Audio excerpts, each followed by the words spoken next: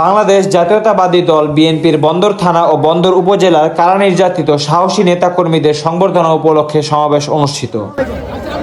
দীর্ঘদিন ধরে আন্দোলন সংগ্রামে অংশগ্রহণের অপরাধে অন্যায়ভাবে কারাভোগ করা এসব নেতাকর্মীদের সম্মাননা দিতে শুক্রবার ২৮শে নভেম্বর স্থানীয় বিএনপি নেতৃবৃন্দ, গণমানুষের প্রতিনিধি এবং তৃণমূল কর্মীরা ব্যাপকভাবে অংশগ্রহণ করেন।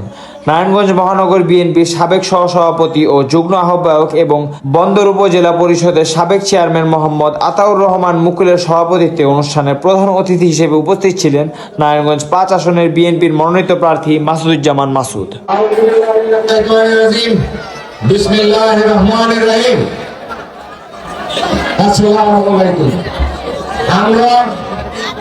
আজকের মঞ্চে যদি সভাপতি থেকে থাকেন, সভাপতি মহোদয়, এবং আজকের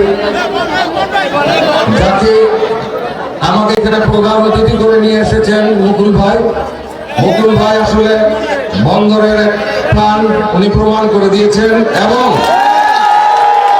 আমাদের সাথে শহর এবং বন্দরের মহানগরের সমস্ত নেতৃবৃন্দ, এখানে মহিলা দল আছেন, ছাত্র দল আছেন, যুব দল আছেন, স্বেচ্ছাসেবক দল আছেন, কৃষক দল আছেন, আরো যারা অঙ্গ সংগঠন আছেন, সমস্ত নেতৃবৃন্দ যারা মঞ্চে বসে আছেন, তাদেরকে আমার সালাম ও কৃতজ্ঞতা। আজকে আপনারা যারা কষ্ট করে ঘন্টার পর ঘন্টা আপনারা যারা বসে আছেন, এই সমাবেশে এসেছেন কষ্ট করে, আপনাদের প্রতি কৃতজ্ঞতা এবং ধন্যবাদ জানাই। আজকে আমি অভিভূত হয়েছি। আমি এতদিন শুনতাম মুকুল ভাই ফ্যাক বন্দরে, মুকুল ভাই ফ্যাক তা প্রমাণ করে দিয়েছেন আজকে। আমি মাসুদুজ্জামান মাসুদ বাংলাদেশ জাতীয়তাবাদী দল থেকে নমিনেশন পেয়েছি। সেই কারণে আমি আমার স্থায়ী কমিটির মেম্বার এবং বেগম খালেদা জিয়া এবং ভারপ্রাপ্ত চেয়ারম্যান জনাব তারেক রহমানের প্রতি আমি কৃতজ্ঞ। আমি কৃতজ্ঞতা জানাই আপনাদের মাধ্যমে, আমি কৃতজ্ঞতা জানাতে চাই সাংবাদিক ভাই ও বোনদের মাধ্যমে। আর একটা জিনিস আমি বলতে চাই, গণতন্ত্রের মা দেশনেত্রী বেগম খালেদা জিয়া, ওনার শারীরিক অবস্থা ভালো না। আমি আপনাদেরকে হাত জোর করে বলতে চাই, আমার নেত্রীর জন্য আপনারা একটু দোয়া করবেন, যাতে উনি দ্রুতই সুস্থ হয়ে আমাদের মাঝে ফিরে আসতে পারেন। আমরা ওনাকে ইনশাআল্লাহ আমরা ইচ্ছা প্রকাশ করেছি, আমার দল ইচ্ছা প্রকাশ করেছে, আমাদের ভারপ্রাপ্ত চেয়ারম্যান ইচ্ছা প্রকাশ করেছেন, উনি নির্বাচনী সময়ে বিভিন্ন জেলায় উনি নির্বাচনী প্রচারণা চালাবেন। আমরা আশা করি ইনশাআল্লাহ আমাদের এই ইচ্ছা পূরণ করবেন। সংগ্রামী ভাই ও বন্ধুরা